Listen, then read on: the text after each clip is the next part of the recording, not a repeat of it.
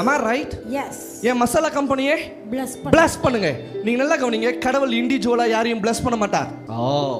கடவுள் இண்டிவிஜுவலா யாரையுமே bless பண்ண மாட்டார்.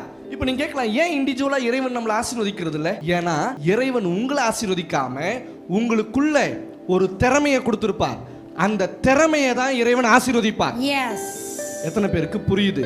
Yes, prophet. இறைவன் உங்களை ஆசீர்வதிக்க மாட்டார். உங்களுக்குள்ள கொடுத்திருக்கிற திறமை, நான் பேசுறது எத்தனை பேருக்கு புரியுது? Yes, prophet. அப்போ உங்களுக்குள்ள இருக்கிற திறமை என்னன்னு இப்போ யார் கண்டுபிடிக்கணும்? நாங்க தான். ஆபிரகாம் ஆசீர்வதிச்சாரா? ஆசீர்வதிக்கவே ஆசீர்வதிப்பேன்னு சொன்னாரா? Yes. ஆமாவா இல்லையா? Yes, yes.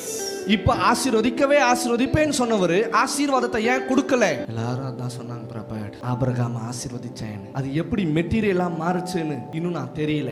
நான் தெரிஞ்சுக்க ஆசைப்படுறேன். இங்க கவனிங்க, சிம்பிள். blessing என்னது? Blessing. blessing BLESSING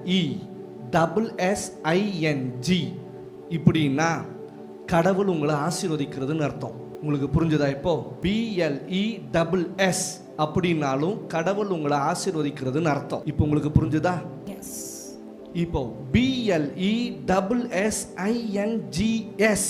அப்படின்னு வந்தா அந்த பிளஸிங்ஸை நாம உருவாக்கணும்னு அர்த்தம். Oh yes. இது எத்தனை பேருக்கு புரிஞ்சது? Yes, prophet. கடவுள் ஆசீர்வாதம் பண்ணாரு, நான் அதை ஆசீர்வாதங்களா மாத்தனேன்.